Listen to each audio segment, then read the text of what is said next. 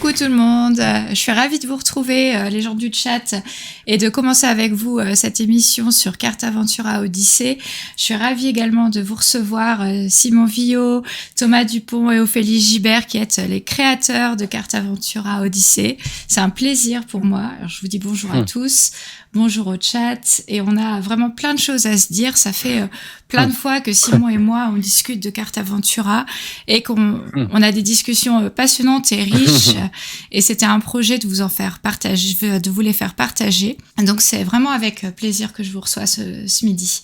Donc on a bien sûr envie de commencer en parlant de la gamme complète de Carte Aventura parce que c'est vraiment dans une gamme déjà installée que va arriver Carte Aventura Odyssée.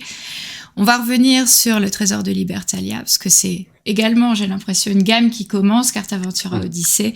Et le premier opus, c'est le Trésor de Libertalia. On va parler de la création de ce jeu, de tous les tests qui ont été faits et sur lesquels Simon et moi, on a déjà pas mal échangé. Et du coup, je serais ravie d'avoir vos retours à tous les deux, Thomas et Ophélie. On va parler des choix éditoriaux qui sont riches, qui sont vraiment assumés sur ce jeu. Et on va, en toute fin de Twitch, parler de l'actu de Blam et de tout ce qui a pu se passer, que ce soit au Fige ou dans les projets à venir. Oh Carte Aventura, puis on en a quand même beaucoup parlé avec vous. Moi, je suis déjà très content de enfin faire une vidéo avec Thomas et avec Ophélie chez vous. C'est vrai que comme ils sont un peu loin, c'était un peu compliqué. Et moi, je suis assez près d'un monde de jeu. Alors, c'est plus facile de venir, mais c'est cool de partager ce moment tous ensemble. La gamme Carte Aventura, c'est une gamme de 5, très bientôt 6. Ah, je l'ai pas là. Très bientôt 6. T'inquiète pas, si tu veux, moi j'ai une image du très bientôt 6. 6. Bientôt 6 voilà, jeux qui ont sorti il y a un an et demi, en l'été 2021, c'est ça. Voilà. C'est vraiment quelque chose d'incroyable pour tout le monde. C'est pour Blam, ça nous a permis vraiment d'aller beaucoup plus loin. Ça nous a permis d'avoir une relation incroyable avec Thomas. Parce que c'est une relation qui dure, du coup. C'est pas juste un jeu qu'on fait, c'est quelque chose où on se parle, on va quasi dire tous les jours, où on s'envoie des choses, et parce qu'il y a plein de choses à faire. Je sais pas si c'est la peine de revenir, mais c'est une aventure dont vous êtes le héros, c'est des conseillers historiques, c'est des choix éditoriaux assez forts. Et c'est ce qui nous fait toujours plaisir quand on parle aux scénaristes. Et ça, je vais aussi moi apporter chapeau à tous les scénaristes qui participent à Carte Aventura, parce que on en a déjà eu 6 des scénaristes, puisqu'il y a un binôme pour Hollywood. Et à chaque fois, ils sont émerveillés de voir la liberté qu'on leur donne. Et c'est vraiment ça qu'on veut, c'est qu'ils aient des messages à dire. Et moi, je me souviens avec Peggy Chassenay qui nous a proposé les personnages de Versailles. On a fait une réunion avec Thomas, on était tous les 3 ensemble. Et c'était un peu le dernier en mode celui-là, jamais ils vont oser y aller, quoi. Ouais. Et en fait, on s'est dit go, enfin, c'est celui-là qu'on veut. Et scénariste, pardon, excuse-moi de te couper, scénariste dont tu fais partie, Ophélie Gibert, qui a rejoint l'aventure pour Carte Aventura Odyssée. J'aurais pas voulu pas le préciser quand même. Et puis l'histoire, elle est hyper belle avec Ophélie, parce qu'en fait, Ophélie, la première fois qu'on s'est contacté, c'était pour Carte Aventura. En fait, elle a fait, on cherchait à parler pour Carte Aventura au collège, avec un côté un peu pédagogique.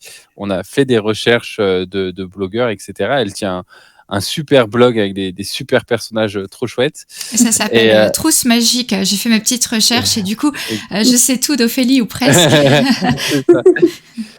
Et en fait, elle a fait un message incroyable, tout un post pour expliquer Carte Aventura, comment s'en servir au collège. Et quand on a vu ça avec Thomas, on s'est dit, mais en fait, c'est elle a tout compris de ce que c'était Carte Aventura, de comment on pouvait faire. En plus, elle était professeure de français, et après, elle se présentera en détail. Donc, c'est dire qu'elle se connaissait, elle savait l'écriture, etc. Une grande passionnée de jeu, ce qui était aussi un bon moment pour nous. Elle nous a cité des choses, donc c'était vraiment chouette. Mais après, pour parler de Carte Aventura, pour une fois, ça va être bien, c'est Thomas qui va en parler de Carte Aventura. Du coup, c'est tout vu. Thomas, c'est à toi. À la base du projet, quand je l'ai présenté à Blams, il n'y avait pas forcément le côté historique. et c'est Simon qui a tout de suite proposé de rajouter ça, et ça a été vraiment une évidence à ce moment-là, parce que maintenant, c'est ce qui fait la particularité aussi de Cartaventura par rapport à d'autres jeux dont on est le héros, ou d'autres jeux d'enquête, ou d'autres jeux narratifs comme ça. C'est que c'est vraiment historique et assez poussé, où on passe vraiment des mois à faire des recherches, à la fois les scénaristes et à la fois les illustrateurs, parce que tu n'en as pas encore parlé non plus, mais le côté illustration, il y a un gros sujet là-dessus. Et je sais qu'ils passent énormément de temps à faire des recherches, des fois presque plus que les scénaristes. Parce que nous, les scénaristes, moi, je suis pas vraiment scénariste, mais je m'implique aussi dans la création. Mais on fait beaucoup de recherches sur le contexte, sur les personnages, sur l'histoire, etc. Là où les illustrateurs vont faire des recherches sur des détails très précis de à quoi ressemble un costume à cette époque-là.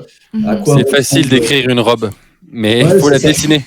C'est sûr, il y a vraiment une volonté de réalisme et d'immersion dans tout ce qu'a l'histoire au complet, pas une version édulcorée ou simpliste. Vraiment quelque chose basé sur des faits et sur des choses qui ont été vérifiées. Et c'était tout l'enjeu, je pense, de l'adaptation enfant, de garder cette véracité sans l'édulcorer et sans la mettre à la sauce trop enfantine dans vraiment ce que le mot sous-entend de simplification. En fait, ça s'est fait vraiment par hasard. C'est un bel hasard, la rencontre avec Simon, puis dans un second temps, du coup, avec Thomas. En fait, donc ça s'est fait vraiment par le blog. On m'a proposé de tester, je connaissais pas Cartaventura, pour être honnête, et on m'a proposé de tester la gamme, de m'envoyer des jeux en fait pour tester et faire un article. Et quand j'ai testé, mais j'ai tout de suite accroché, et j'ai tout de suite vu comment on pourrait l'exploiter en fait en classe. Et je me suis dit c'est super même de pouvoir en créer un du coup avec les élèves, quoi.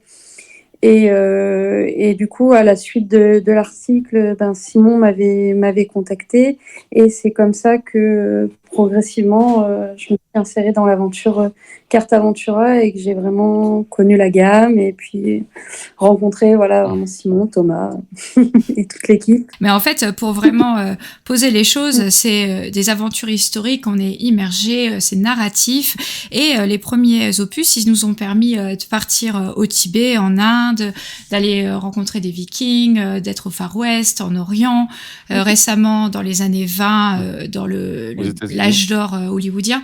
Donc c'est vraiment des thèmes qui déjà sont originaux, et leur traitement l'est aussi. Et du coup, ça permet de vraiment voir que c'est très riche. Et le grand truc, c'est comment garder cette richesse avec la gamme enfant, et pourquoi aussi faire une gamme enfant, puisqu'il y a déjà des enfants qui jouaient à Cartaventura. On a eu en fait avec Thomas le même ressenti, et le ressenti on l'a eu quand on a fait le mini scénario Arthur, le scénario de démonstration, et on était hyper contents de ce scénario, et ce qu'on a vu, c'est qu'en fait, effectivement, ça s'adressait à tout le monde, et que des enfants plus petits, plus jeunes, pouvaient s'y approprier parce qu'ils comprenaient les enjeux, etc. Mais parce qu'en fait, la mécanique, ils étaient vraiment à fond dans l'histoire. Souvent, ils sont adeptes déjà des aventures dont vous êtes le héros, de choses comme ça. Et donc, on s'est dit, OK, il y a vraiment quelque chose à faire. Ça n'existe pas dans le monde ludique d'avoir des aventures pour enfants historiques. Et donc, on peut essayer d'y aller. Après, je pense qu'on n'était pas hyper conscient du défi que ça allait représenter, hein.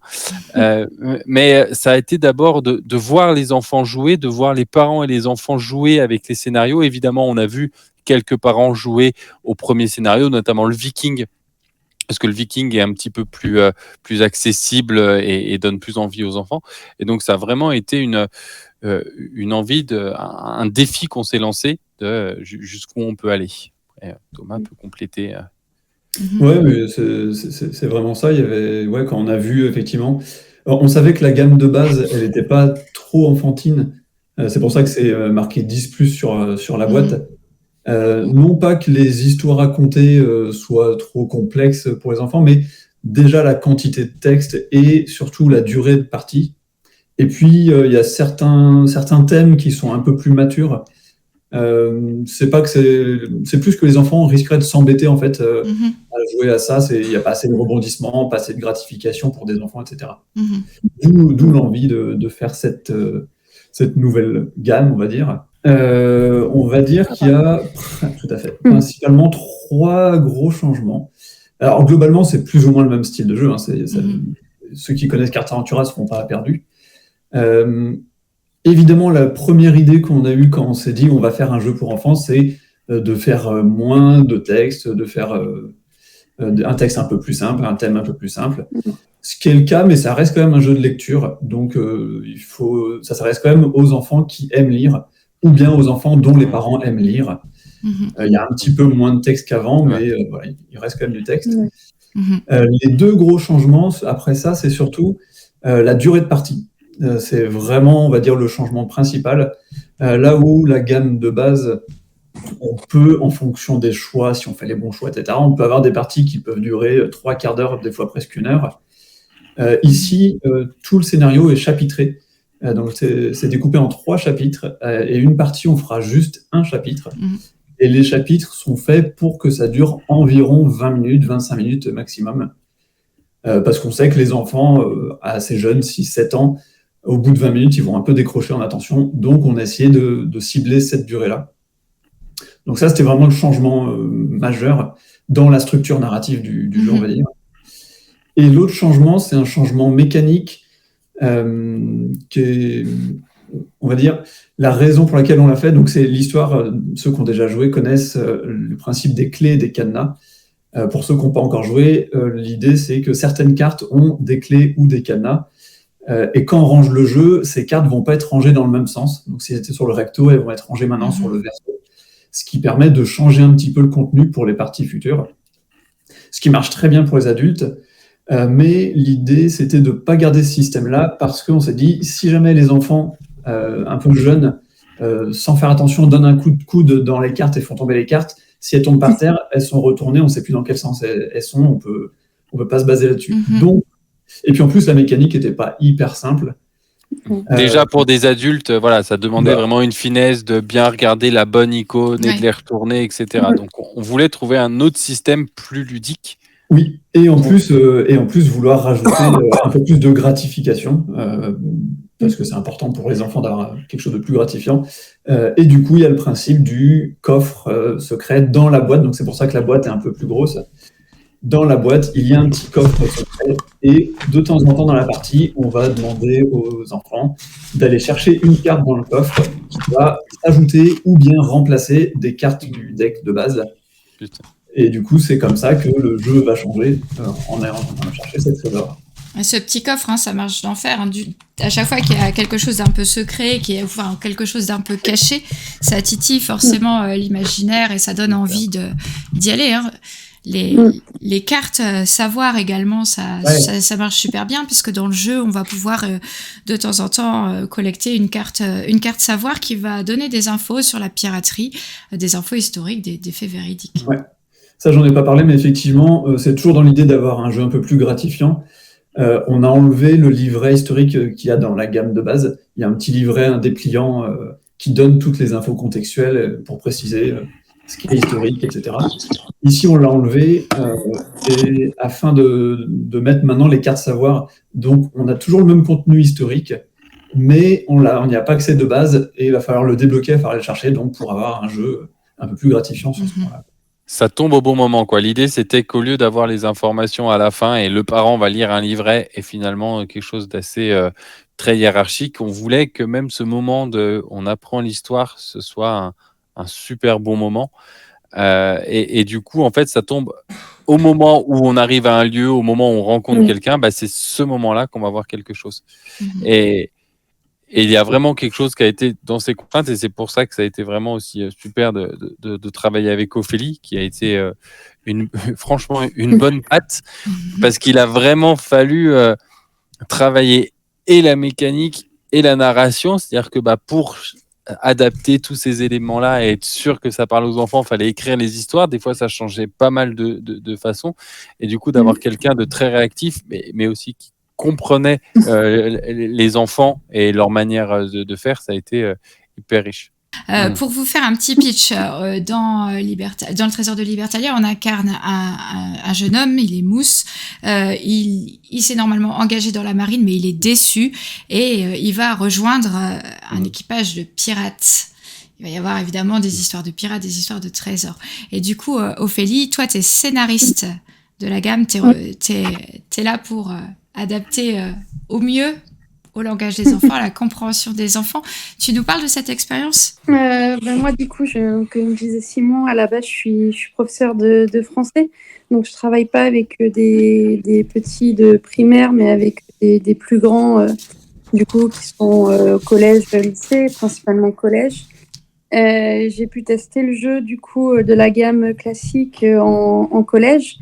Et j'avais déjà une petite idée avant des choses qui allaient un peu clocher. Et puis je l'ai vu rapidement en classe, c'est-à-dire que ce qu'on disait, les textes qui étaient un peu longs, le vocabulaire aussi qu'il a fallu adapter.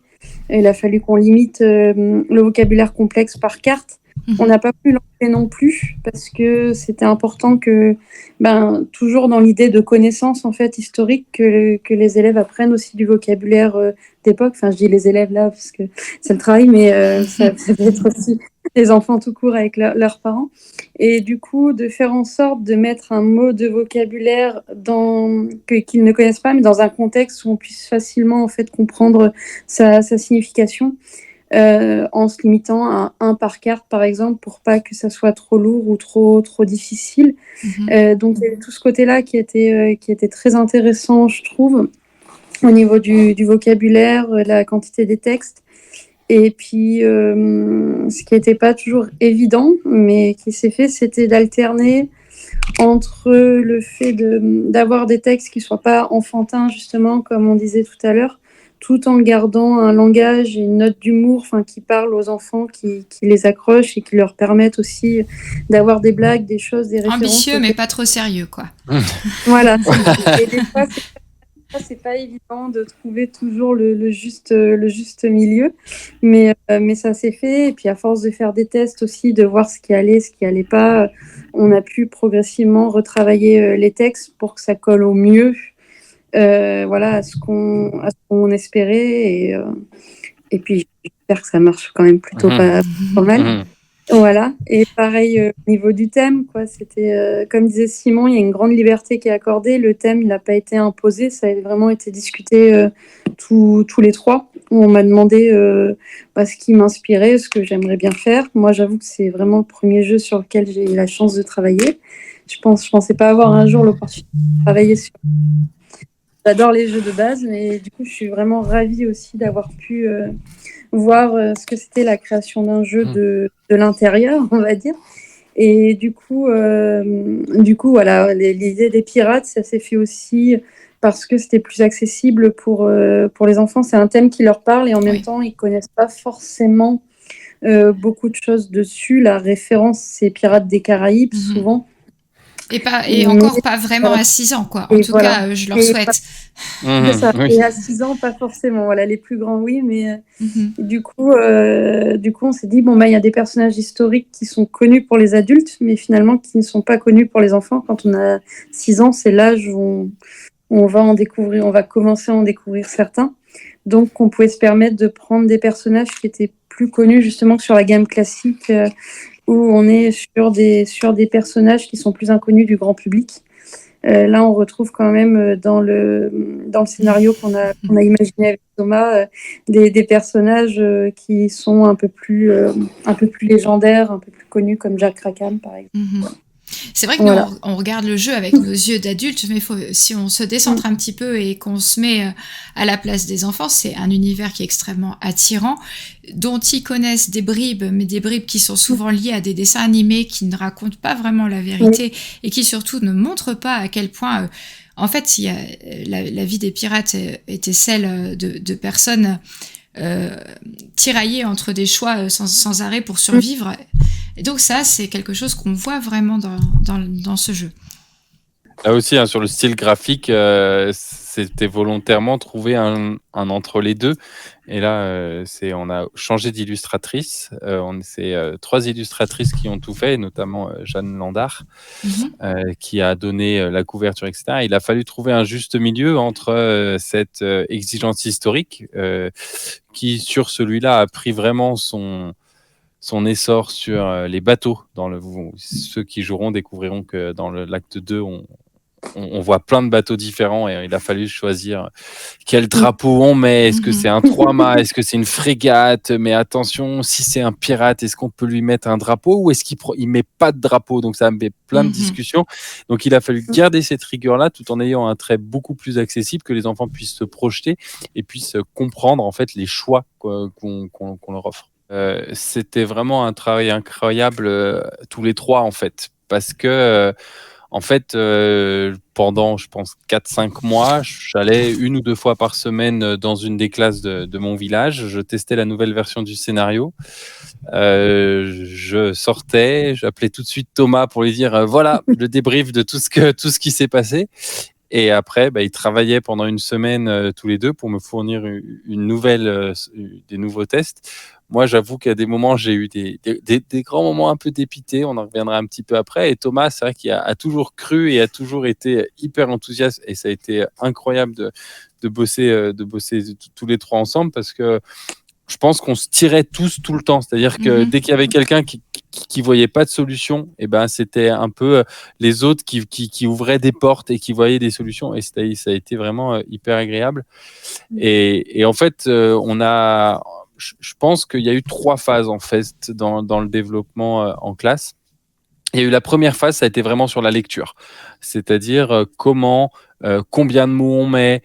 Aujourd'hui, ça paraît évident de dire on met un mot compliqué et on met pas d'adverbe sur les cartes. Ça paraît aujourd'hui parce qu'on a accès à ça, mais au fur et à mesure, on est arrivé là-dessus. Ça a été pas mal de discussions aussi avec les maîtresses, faire lire à la maîtresse une carte, dire voilà, il y a le mot bastingage. Qu'est-ce que tu en penses? Est-ce que c'est bien ou pas? Et elles ont toujours été plutôt positives là-dessus. Moi, je testais avec des enfants de CE1, CE2. C'est vraiment des petits lecteurs. Ouais. En fait, me permets de te couper. On considère qu'un enfant il sait lire au CP et c'est ce qu'attend institutionnellement, c'est ce qu'attendent les gens, que leur enfant à la fin du CP il sache lire. Et la plupart du temps, c'est le cas. En tout cas, les enfants à la fin du CP, ils savent très bien déchiffrer. Mais c'est vraiment une compétence qui est variable selon les enfants. Et savoir déchiffrer, ça veut pas du tout dire qu'on a compris ce qu'on a lu. Et il faut vraiment tout un cycle scolaire de la grande section jusqu'à la fin du CE1 pour vraiment s'approprier la lecture et avoir une lecture qui va à la fois être de plus en plus agréable à écouter pour les autres quand on lit à voix haute, mais aussi de plus en plus efficace pour comprendre, etc. Et c'est pas parce qu'on va marquer un âge sur une boîte ou qu'on va donner un âge à un enfant de CP pour savoir lire que ça va être vrai tout le temps et pour tout le monde.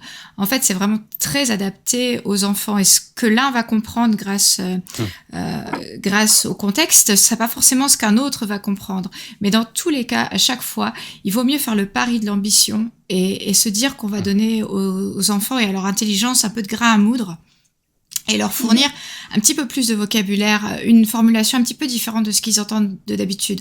On va tellement vers la simplification des propos, à la fois dans ce qu'ils entendent à la télé, en famille et partout en réalité, qu'un tout petit peu de complexité, c'est vraiment louable en fait de la leur apporter. Et ce qui a été vraiment génial, c'est vraiment au début, on avait vraiment la trouille en fait quand on leur amenait leur pavé de texte et qu'ils doivent lire, comprendre qui ils sont, pourquoi, comment. Et en fait, comme tu le dis, ils ont envie. Et nous, moi, mon premier moment magique sur Cartaventura Odyssée en classe, et on en a pas mal parlé avec Thomas, c'était le premier où je leur donne une carte. Et ils prennent la carte, ils se disent alors moi je fais le premier paragraphe, toi tu fais le deuxième, toi tu feras le dos de la carte. Et en fait ils se mettent à partager comme ça la lecture naturellement, et de quelque chose qu'on entend en plus beaucoup, de dire Cartaventura ça se joue tout seul ou peut-être à 2 et jamais à plus, etc. Là c'est devenu une expérience sociale entre les enfants, qui en plus n'avaient aucune échelle comme nous, où des fois j'avais envie de dire mais arrête de lire, passe à ta voisine, elle lit tellement mieux, tu comprendras mieux l'histoire, tu vas plus en profiter. Mais il y a tellement pas cet ego et cette chose, ils ont juste tous envie de lire. Lire est déjà un plaisir. Alors on est bien sûr dans des conditions de classe, donc c'est toujours un peu différent parce qu'ils sont là à ce moment-là calmes, dédiés à ça. Mais ça a quand même été un vrai moment magique de les voir s'approprier une histoire, même s'il y avait beaucoup de texte, quoi. Ça a été vraiment la première phase qui a été validée assez vite, mais il a fallu quand même pas mal travailler avec Ophélie pour simplifier des textes, notamment l'introduction, qui a été beaucoup retravaillée parce que il voulait raconter beaucoup de choses dans cette introduction et ça a été un peu simplifié. Je ne sais pas si tu veux en parler, Ophélie, mais C'est toujours le problème, hein. Dans chaque scénario, l'introduction, c'est toujours le plus compliqué à faire. c'est ça. Et puis après, on est parti sur le. Vas-y, Ophélie. Non, mais c'est vrai qu'au départ, on avait fait tout un long texte, ça prenait deux cartes, quoi, je crois, quasiment. Où on était vraiment sur, on voulait raconter vraiment l'idée du personnage qui est recruté par la Navy, les conditions de vie à bord, du coup, de l'armée, montrer en fait comment c'était des conditions affreuses et après la piraterie, c'était pour ces personnes engagées comme ça une idée de liberté. Et puis en fait on était trop dans les détails, et je pense que c'est aussi le fait de faire beaucoup de recherches en amont et de lire énormément de choses, parce que il y a beaucoup de lectures avant, de podcasts, de documentaires, et du coup on veut tellement bien faire, on a tellement d'infos et on se dit c'est difficile des fois de se dire ça c'est vraiment important, il faut le mettre dans le jeu. Et ça, faut le réduire à une phrase, ou alors, tant pis, on va le comprendre dans le contexte, mais on n'est pas obligé d'en parler, c'est trop. Et ça, c'est vrai que ça a été long, ouais, sur l'introduction.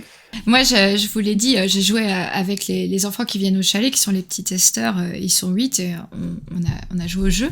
Et dès le départ, dès cette idée, dès cette présentation du personnage, on a dû faire une pause d'explication parce qu'ils en revenaient pas ça a frappé les plus grands que, en fait, quand t'es dans la marine, t'es pas heureux, quoi, parce que t'es pas bien, c'est pas des conditions folles, et ils tombaient des nues, vraiment. C'est quelque chose qu'ils n'imaginaient pas du tout. Et c'est pour ça que la première version de cette introduction, on avait vraiment insisté là-dessus, pour vraiment montrer la différence entre la marine et la piraterie, pour expliquer un petit peu pourquoi on irait vers la piraterie. Après, ce que tu dis est super intéressant et c'est vraiment quelque chose qu'on travaille, c'est sur ces différents niveaux de lecture, en fait, parce que c'est quelque chose dont on discute beaucoup avec d'autres personnes sur l'âge. Et en fait, les enfants, ils ont l'habitude, en fait, de lire des choses dont ils ne comprennent pas spécialement tous les détails. Et effectivement, il y a des choix qui sont très compliqués pour les plus grands parce qu'ils mettent beaucoup d'enjeux, alors que des plus petits, eux, ils ont moins de background, évidemment, et ils apprennent, ils emmagasinent. Et ce qui est intéressant, justement, c'est ce que tu dis, c'est on discute, en fait. C'est vraiment ça, la clé de Cartaventura Odyssée. C'est vraiment cette discussion et les choix qu'on fait faire. Et ça, je sais pas si Thomas, tu avais la même crainte que moi, mais moi, c'était ça qui m'inquiétait dans la version enfant. C'est-à-dire, comment on fait pour faire des choix riches qui permettent de faire de la discussion sans être bateau et en étant accessible à des plus petits. Et ce que je me suis rendu compte, en fait, c'est que faut arrêter de prendre les enfants pour des je sais pas, pour des gamins tout bêtes qui savent rien faire et qui comprennent rien. Pour des petits, en fait, ils comprennent tellement de choses. Ils font des choix et des fois, on s'est rendu compte qu'en explicitant certains choix qui, ça nous paraissait plus compliqués, et en fait, ok, j'ai bien compris et maintenant je fais mon choix. Je sais pas, toi, comment tu as vécu ce truc-là, Thomas? Oui, c'était vraiment la crainte au début de devoir faire des choix plus légers, des choix moins moraux, parce qu'on s'adresse à un public beaucoup plus jeune. Et on avait cette crainte de perdre un petit peu l'essence de ce qu'avait Cartaventura. Parce que toute la gamme classique, on est vraiment à chaque fois au maximum, on essaye d'avoir des choix éthiques, des choix moraux, pas des choix tout bêtes où il y a rarement des je vais à gauche ou je vais à droite. C'est vraiment si je fais ça, en compensation, il y aura ça, mais il y aura un truc négatif et c'est à moi de faire mon choix là-dessus. Et donc on voulait au maximum avoir ça, mais on avait peur de ne pas réussir à le faire au vu de la cible initiale qui était vraiment des enfants très jeunes. Et du coup, non, au final, on a réussi à le faire, et heureusement qu'on a réussi à le faire, en fait. C'est quand même très intéressant quand on voit des adultes et enfants jouer ensemble. Enfin, moi, je sais que j'ai pas eu trop l'occasion de le faire tester, du coup, pendant qu'on était en train de le faire. Mais maintenant que j'ai les boîtes et qu'il y en a une qui traîne dans la maison de famille où tout le monde se le passe et tout le monde veut tester, en plus, il y a la fierté de dire ah, c'est Tati qui l'a oui, fait. Bien. c'est Donc du sûr. coup, tout le monde veut tester. Et c'est intéressant de voir les adultes et enfants de tout âge jouer autour du jeu parce que ils n'ont pas les mêmes choix et les mêmes avis justement sur ce qu'il faut faire. C'est pas la même manière de réfléchir, ce que disait aussi Simon. Et des fois, les choix des enfants sont beaucoup plus judicieux que ceux des adultes en fait. Et c'est vraiment intéressant justement de voir ce raisonnement et cette discussion qu'il peut y avoir entre les adultes et les enfants, où chacun a ses arguments et ils sont tous valables et recevables, quoi. Du coup, je trouve qu'il y a aussi la richesse là-dessus. Ça crée vraiment des discussions intéressantes entre les plus jeunes et les plus âgés. Ouais, nous, quand on a testé, je t'avoue que sur le coup, ça a déconcerté un peu les petits testeurs. Il y a eu tout de suite une espèce de clivage des enfants qui étaient hyper fans d'emblée, qui voulaient aller plus loin, qui voulaient discuter, qui prenaient plaisir à vraiment discuter chaque point du jeu pour vraiment résoudre des dilemmes et qui parfois même n'étaient pas du tout d'accord et argumenter. Et c'était pour moi des moments incroyables parce que cette argumentation avec vraiment des exemples et des si tu fais ça, mais t'as réfléchi à ça, c'était super riche. Et il y a ceux qui étaient un petit peu plus en retrait, qui ont vraiment mis du temps à s'approprier le jeu parce que pour eux, c'était difficile même de se dire c'est un jeu. Ils étaient vraiment dans quelque chose comme un petit peu un nouvel objet ludique dont ils savaient pas trop quoi faire au départ. Et c'était assez intéressant. Nous, on regarde ça avec nos yeux d'adultes et on se dit, on a déjà lu des livres dont on est le héros, on a déjà fait du jeu de rôle. On sait que le jeu, c'est pas forcément un plateau avec des pions, des dés qu'on lance. Mais pour des petits, pour des enfants qui ont 6 ans tout pile, c'est des fois c'est une culture qu'ils n'ont pas forcément. Et c'était super intéressant de leur dire, mais si, ce que tu penses, les choix que tu fais, même si tu vas pas les faire avec des cartes que tu vas poser sur un plateau, si tu vas pas déplacer des personnages, c'est quand même un jeu. Et c'était vraiment comme si on leur avait ouvert tout un monde. Et ça les a franchement déconcertés au départ. Hein. Et on a discuté vraiment des cartes et des dilemmes, parce qu'il y a des choix qui sont sur l'aide qu'on peut s'apporter, sur est-ce qu'on va sauver quelqu'un ou pas, est-ce qu'on agit comme un pirate, est-ce qu'on agit de manière méchante. Ça vraiment, le fait que des pirates, c'est pas forcément un héros bon et gentil, et que c'est pas du tout ce dont ils ont l'habitude, ça a été quelque chose qu'ils ont appris en fait au fur et à mesure du jeu, et ils ont vraiment apprécié. Et du coup, on a continué à jouer avec plaisir, quoi. Mais il y a eu un petit temps d'apprentissage, et je trouvais que c'était intéressant de le souligner parce que c'est des choses qu'on a entendues aussi sur le jeu. Le fait qu'il fallait se préparer à discuter avec sa famille, avec ses enfants, de ces dilemmes-là. Mais c'était des choses que vous aviez prévues, que vous souhaitiez en fait, si j'ai bien compris tout depuis le départ, Simon. Alors oui, puis déjà Carte Aventura, c'est quelque chose qu'on veut. C'est pour ça qu'on n'a pas peur d'aller sur des thèmes complètement fous. Enfin, moi, j'en reviens pas qu'on arrive à faire un jeu comme Caravane où en 3 phrases, on dit tu pars faire ton Hajj à la Mecque, quoi. J'en reviens pas qu'on ait cette possibilité-là et cette chance en France et puis partout dans le monde, parce qu'en fait, il est quand même très diffusé, même le scénario Caravane. Donc, moi, je le dis souvent, ça me fait du bien à mon humanité, Carte Aventura, en fait, parce qu'on entend plein de trucs négatifs. Il y a plein de trucs problème, mais en fait, on oublie des fois tout ce qui se passe et toutes les avancées qu'il y a. Mais c'est quelque chose qu'on voulait pas perdre, et c'est quelque chose que moi j'ai très vu de vie dans les tests enfants, et c'est pour ça que cette deuxième étape a été finalement assez rapide, où on s'est vite dit, ok, on peut y aller, on peut donner des informations, et au contraire, ils y arrivent. Et il y a des choses auxquelles on peut se permettre d'aller beaucoup plus vite, des enchaînements de situations, il y a moins besoin de détails, t'es là-bas, c'est pas grave si ça va un peu plus vite. Par contre, quand on te demande de faire un choix, si en 2 phrases on arrive à te situer, ça nous a...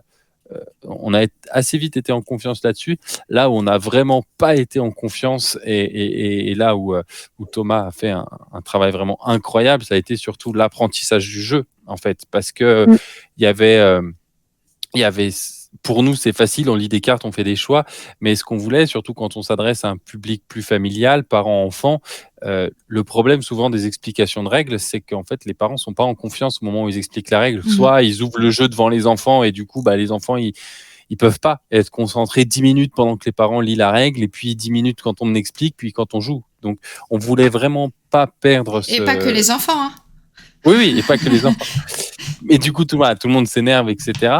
Et donc, il fallait trouver un système pour qu'on puisse en 3 minutes rentrer dans le jeu. Du coup, ça a été pour moi l'occasion d'une deuxième phase de test, plus entre enfants et parents.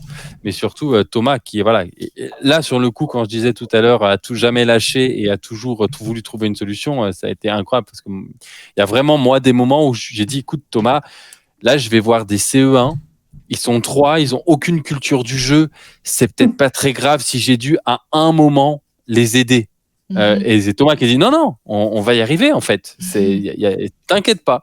Et il a réussi quoi. Je pense que tu peux expliquer un peu. Ça a été clairement l'étape la plus longue des tests. Une fois que tout était calé sur ce qu'on pouvait mettre comme texte, qu'on pouvait faire comme choix, etc. Les dernières semaines de test, tu ne faisais que tester les règles. C'est ça. Et donc, à chaque fois, le problème, c'est que pour tester les règles, il faut le faire que avec des nouveaux enfants qui n'ont encore jamais joué. Dès qu'ils connaissent, ça un panel de testeurs qui est assez large. C'est ça. C'est déjà le problème sur tous les cartes Aventura. À chaque fois qu'on veut faire un test, il faut des nouvelles personnes. S'ils connaissent une ancienne version d'un scénario, ils ont un background, ils ont un a priori, ils vont pas le vivre de la même façon. Mais sur les règles, c'était encore plus important. Et ouais, l'idée, c'était vraiment de pas avoir... Même si le jeu, la collection de base, les règles sont quand même, on va dire, assez simples.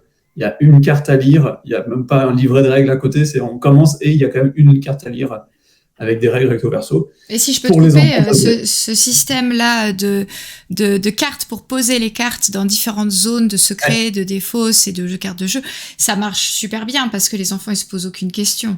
J'imagine que cette simplicité qu'on ressent quand on la voit, c'est une simplicité qui a été dure, qui est pas simple à trouver forcément. De toute façon, tout ce qui est le plus simple, c'est ce qui prend le plus de temps à faire, clairement. Mais il y a ça, il y a comment organiser l'espace de jeu, on va dire, pour qu'ils ne se mélangent pas. Il y a aussi comment leur apporter les informations des règles, pas tout d'un coup, mais vraiment petit à petit, au fur et à mesure qu'ils en aient besoin. C'est pour ça qu'on a vraiment, beaucoup plus que dans la version de base, on a vraiment les règles qui arrivent au compte-gouttes. Quand il y a besoin d'expliquer ce que c'est une carte plan, du coup, on a la carte, la première fois qu'on voit un plan qui explique « ça, c'est un plan, quand tu vois ça, pioche les cartes qui sont là ». Une fois qu'ils l'ont fait, on retourne, on n'a plus les règles, mais ils ont compris. Et on fera juste un rappel plus tard dans le jeu pour faire un rappel si jamais ils ont oublié quelque chose. Mais c'est tout, et ils ont compris. Et plus tard, quand ils voient une carte objet, il y aura la première fois la règle, ça c'est une carte objet, etc. Et le fait de le faire au moment où il y en a besoin, ils comprennent dans l'utilisation. Là où les règles de jeu, généralement, on doit d'abord lire les règles avant de commencer à jouer. Et c'est quand on commence à jouer qu'on comprend à quoi servent ces règles. Sauf que ça, pour les enfants, déjà pour les adultes, c'est compliqué, donc pour les enfants, c'était impossible. Donc oui, cette étape-là a été clairement l'étape la plus longue. Et en plus, c'est plein de dilemmes, parce que cette histoire des cartes zones qui aujourd'hui nous semble toujours être la bonne idée du jeu avec ce petit perroquet, au début on disait mais attends, ça veut dire qu'on a une installation, ça veut dire qu'on va prendre 1 minute 30 pour poser ces cartes là sur la table avant de piocher la première carte histoire. Est-ce que c'est une bonne idée ou pas? Est-ce qu'il faudrait quand même pas mieux qu'ils piochent l'histoire? Enfin, il y a plein de choses où chaque fois qu'on rajoute un élément, faut l'expliquer. Défausser une carte, c'est pas évident. Donc la zone de défausse, c'est super intéressant pour ça, mais il faut le redire. Défausser une carte, et la première fois qu'on dit, c'est tu la poses sur la zone de la défausse. C'est précisé, comme ça, il n'y a pas de doute.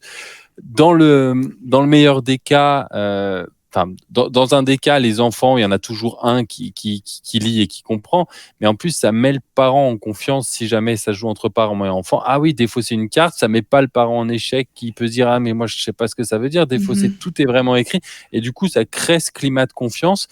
Et pour avoir des discussions intéressantes, il faut s'affranchir de la mécanique, ça c'est certain.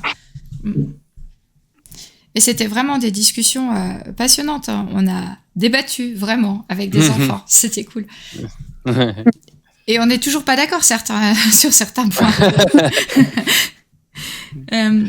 Oui, sur le fait qu'on n'incarne pas quelqu'un de gentil, Ophélie,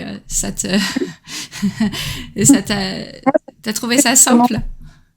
Alors, simple, pas forcément, mais en tout cas, ça me plaisait parce que dès le départ, on n'avait pas l'envie, je pense, d'un gentil ou d'un méchant. Enfin, je pense que Pas de l'humanité est frontières, vraiment. Oui, compliqué.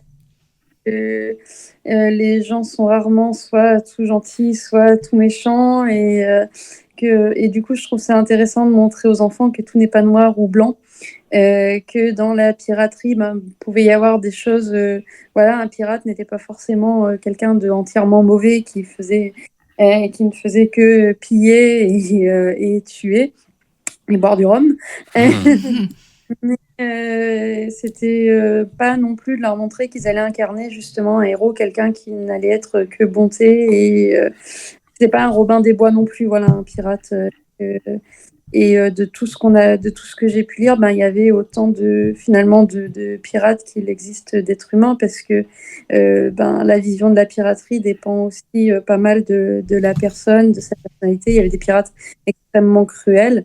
Et il y avait des pirates aussi qui étaient plus humains, qui avaient plus d'empathie. Et je trouve que c'était plus intéressant de leur donner un panel comme ça, et même dans les choix à faire, parce que pour moi, l'argumentation, et même je l'avais mis dans mon article, tout de suite, c'est quelque chose qui m'a frappé dans le jeu, et où je me suis dit, c'était vraiment pour moi l'un des points forts avec le côté historique, qu'on pouvait exploiter, par exemple, en classe, l'argumentation, qui est un des objectifs qu'on traite jusqu'au lycée, de toute façon, sous différentes formes, mais en tout cas, ce qui est une compétence qu'on demande aux élèves d'acquérir.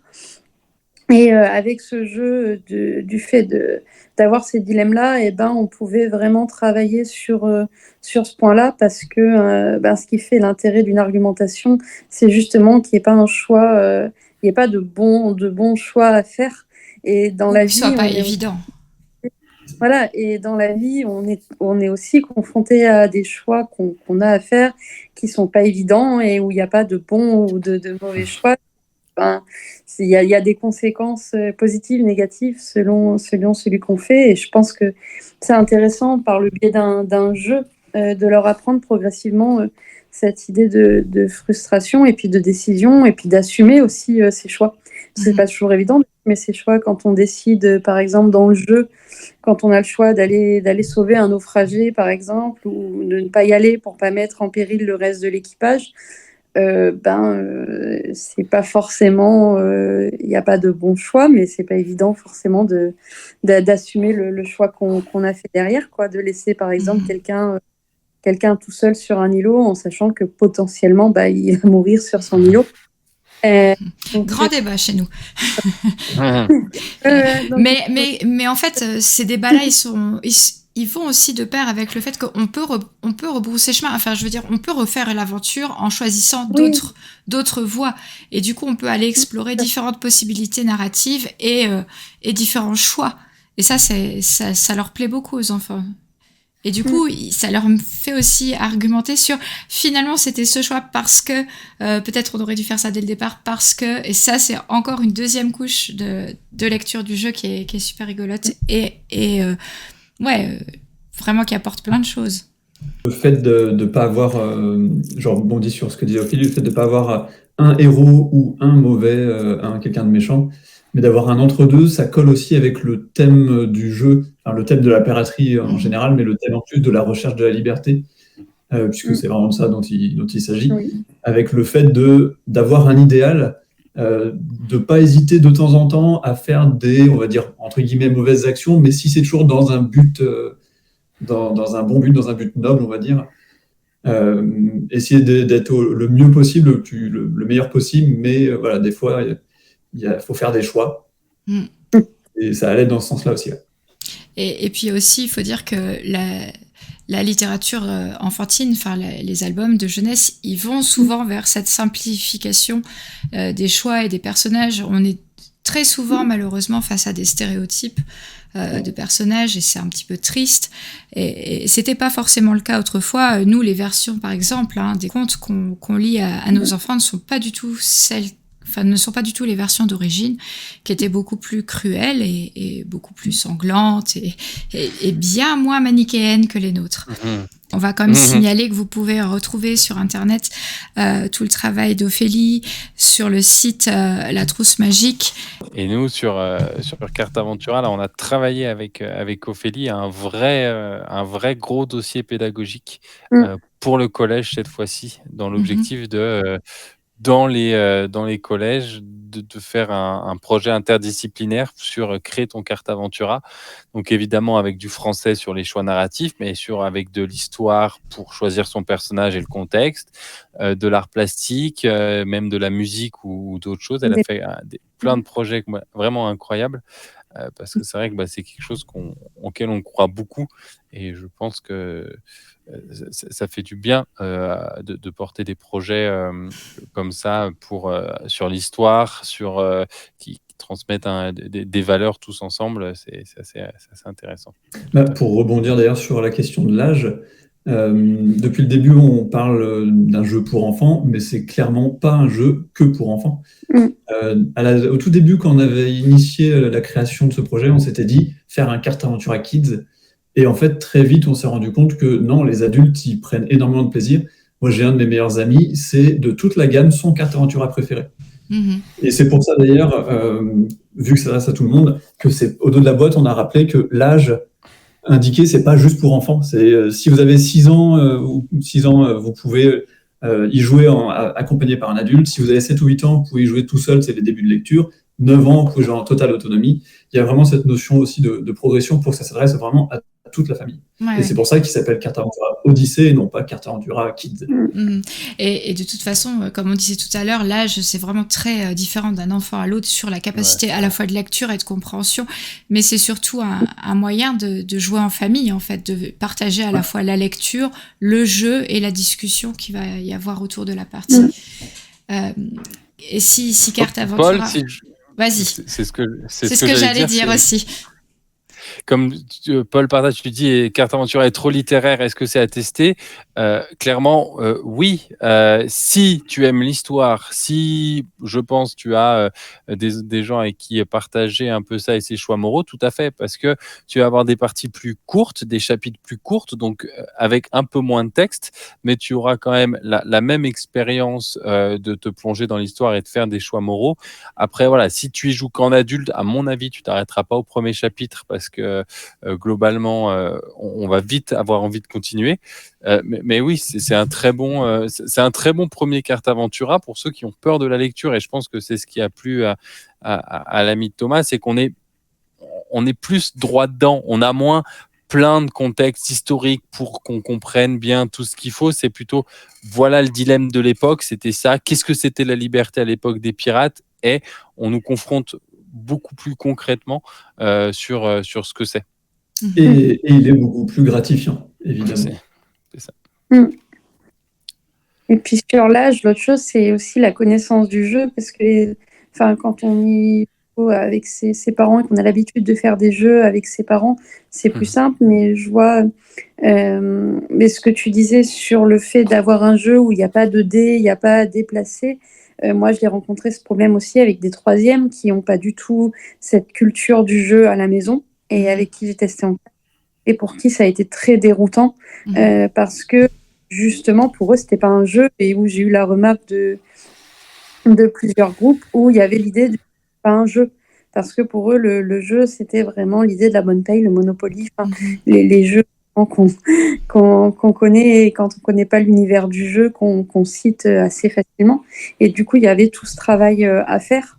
Et donc, je trouve que pour un premier Carte Aventura, quand on n'a pas l'habitude de la lecture ou de ce type de jeu-là, quel que soit l'âge, ça peut être un très bon format. Princesse Sarah, tu parles de ton fils dyslexique de 8 ans. Moi, je l'ai vu avec des parents où justement, ils faisaient lire que les titres des actions en rouge. C'est pas très long à lire. Il y a une belle illustration, ça le motive. C'est toi qui vas lire la carte, qui va lire la trame, ça va l'aider à s'immerger dedans. Puis en plus, tu vas mettre le ton et tout ce qu'il faut. Mais il va quand même, tu vas réussir à lui faire lire quelques petites choses. Et au fur et à mesure, je suis convaincu qu'il peut tout à fait au fur et à mesure, en lire de plus en plus. Surtout que comme on refait les scénarios, on est obligé de tout relire pour bien tout comprendre, mais relire quelque chose qu'on a entendu la veille, qu'on a entendu, c'est toujours plus simple, plus gratifiant et plus motivant. Et dans tous les cas, dyslexie ou pas dyslexie, il faut vraiment réussir à un moment, et c'est un enjeu incroyablement challengeant, il faut réussir à un moment à passer de la lecture déchiffrage qui est un exercice à une lecture plaisir où vraiment on lit pour vivre quelque chose, pour s'immerger, pour être dans un autre monde. Et ça, quand on arrive à faire ça, c'est fantastique. On peut y arriver avec une phrase comme on peut y arriver avec une carte complète, en fait. Et ça vraiment, c'est un enjeu de la lecture. Parce que pourquoi les enfants ne lisent pas, c'est parce que pour eux, ils en sont restés à l'étape où c'est trop chiant, en fait, de déchiffrer. Donc, il faut la motivation pour... je lis pour une raison qui est quelque chose qui va me transporter, me faire plaisir. Si tu es convaincu que le thème peut l'intéresser, ça peut être un biais justement pour aller dans ce sens-là. Il y a des questions sur l'actualité de Thomas. On passe à l'actu de tout le monde, en fait. Donc Thomas, je te laisse répondre. Ok. Alors, sur ton actu à toi, en tout cas. Une bonne partie de mon actualité sera liée à l'actualité de Blam, quand même. Sinon, j'ai sorti un jeu qui s'appelle Make a Dream, qui est sorti chez Blue Orange il y a 2 ou 3 semaines. Et j'ai un autre jeu qui arrive cet été chez Bombix. Je ne sais pas exactement quand, mais autour de l'été chez Bombix. Et sinon, pas mal de scénarios Carte Aventura en cours. Le prochain, du coup, comme ça, je commence l'actualité de Blam et Très bien. On verra sur les autres sujets. Le prochain Carte Aventura, donc là, pour le coup, la gamme classique. J'imagine que c'est. Carte Aventura Versailles. Voilà, je remets l'image en live en plus, magnifique. Qui arrive en avril, la fin avril. C'est avec un scénario de Peggy Chassenay. Ensuite, on aura un autre scénario Carte Aventura qui arrivera en septembre. C'est le prochain Carte Aventura Odyssée, pour répondre à une question que j'ai vue dans le chat tout à l'heure. Il y en a d'autres de prévus. Et donc, le prochain, qui n'a pas encore de titre officiel, moi, pour l'instant, je l'appelle Le Secret des Pharaons. Oh, comme ça, c'est pas mal, c'est pas mal. Ça nous donne le thème. C'est ça. Et pareil, donc ça restera historique.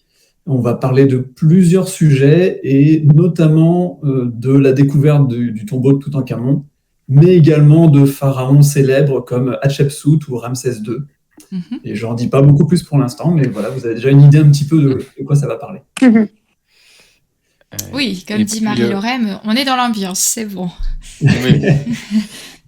Et on aura normalement un autre scénario de Carte Aventura qui est écrit avec Pierre Buty, qui est celui qui a fait Caravane, autour de Galilée. C'est toujours pareil, on n'a pas tout à fait de nom parce que ceux qui suivent Carte Aventura savent qu'on met toujours des lieux pour donner un but dans l'exploration.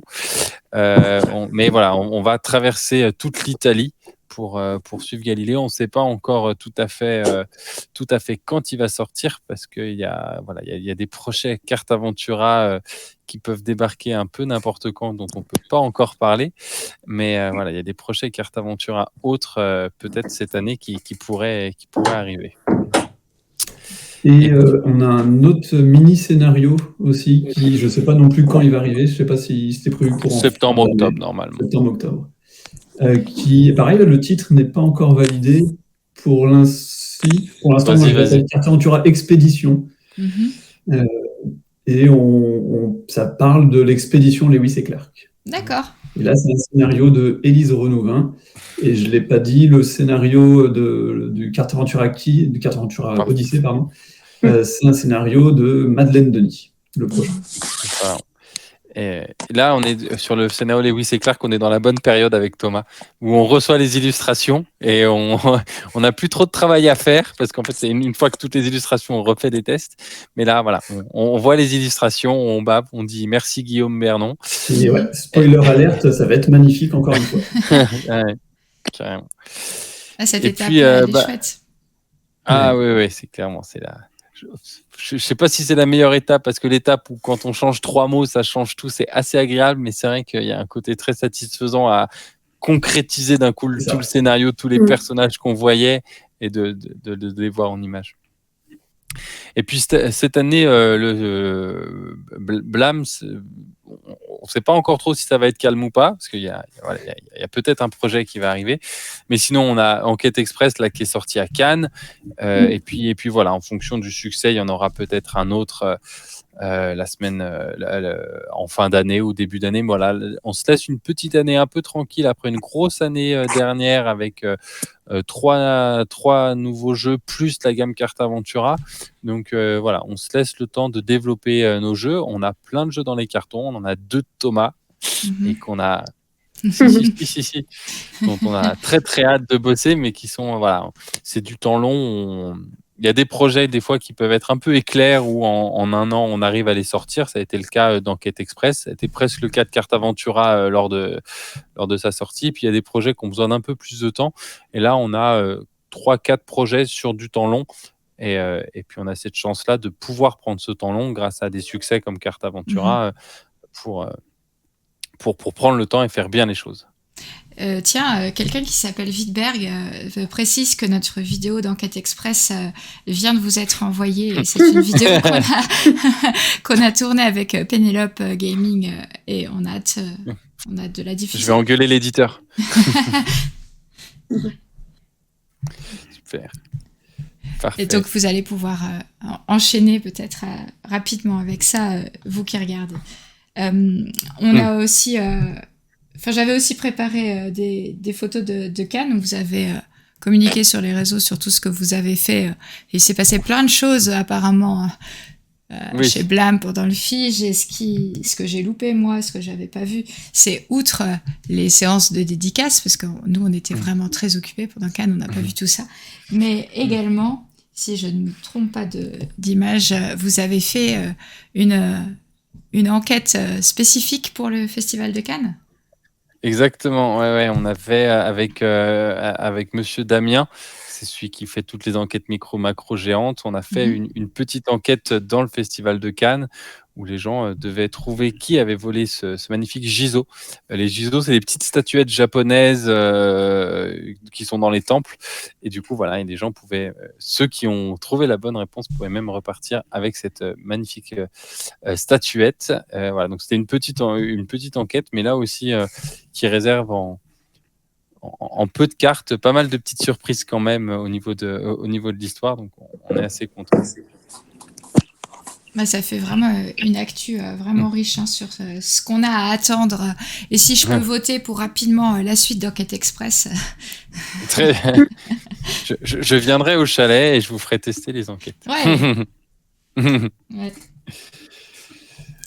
Bah moi, je ne sais pas s'il y a encore des questions dans le chat, mais en tout cas, je vous remercie vraiment pour ce temps qu'on a pu avoir à discuter de Carta Ventura Odyssey. C'était super. Mais avec plaisir. Merci à toi.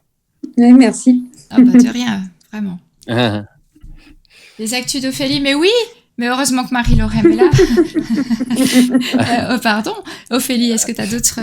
Et en plus, je m'étais dit, il faut que je lui demande, mais bien sûr, le stress de la réelle. Pour l'instant, non. Parce que je viens d'avoir un petit bébé il y a 3 semaines. Donc, pour l'instant, mon actu du moment est plus autour de ce nouveau jeu plein d'aventures au quotidien. Avec différents niveaux à passer. Voilà, mais pourquoi pas un peu plus tard, ça serait avec plaisir que je pourrais retravailler avec Simon, Thomas. Je sais pas encore forcément sur quel projet, mais là, voilà, en tout cas, en cours de route, il n'y en a pas vraiment. Il y a à reprendre, il y a en septembre où je vais retourner du coup avec des classes de manière sûre. Et à côté, j'aimerais bien continuer justement à travailler avec un jeu dans ma classe, avec Blâme. Voilà. autour du jeu, en fait, assimiler les deux et justement pouvoir avoir le côté terrain avec les élèves et puis l'autre côté, justement, création, voilà, puisque j'aime beaucoup les deux. Voilà, mais après, rien de concret à annoncer spécialement. Mais on te souhaite, franchement, c'est super d'avoir eu cette expérience, je trouve, d'une enseignante qui du coup, utilise toutes ses compétences au service d'un jeu. C'est génial. Et avant de conclure, je remets cette photo dont on n'a pas parlé, mais qui, je pense, a été un moment extrêmement touchant, non ? Ah ouais, c'était incroyable.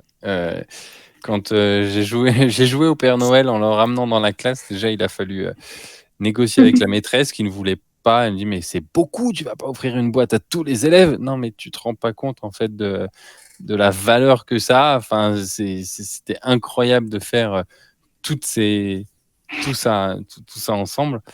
Et du coup, on leur a offert une boîte. Ce qui est génial, c'est que ça a fait plein d'émulations parce que depuis, tout le monde connaît mon prénom. Depuis, les grands frères viennent me voir pour me poser des questions sur le scénario et me demander comment on accède à ça ou à ça.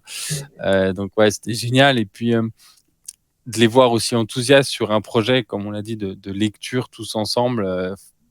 J'adorais, quoi. Dès qu'ils me voyaient arriver dans la classe, tout le monde levait la main. Donc déjà, non, mais je suis désolé, ceux qui ont déjà fait, vous pouvez pas revenir. Donc c'était vraiment des moments vraiment incroyables. Et pour eux, c'est une expérience dont ils vont se rappeler. Hein. Et puis on a pris du temps aussi quand on a distribué justement cette boîte finale, leur expliquer qu'est-ce que c'était mon métier. J'avais prévu, on n'avait pas pu faire en visio ce jour-là, mais j'avais montrer des photos de tout le monde, qu'est-ce qui avait fait quoi, comment les choses avaient changé grâce à eux. C'était vraiment les impliquer et se rendre compte de vraiment tout ce que ça avait impacté.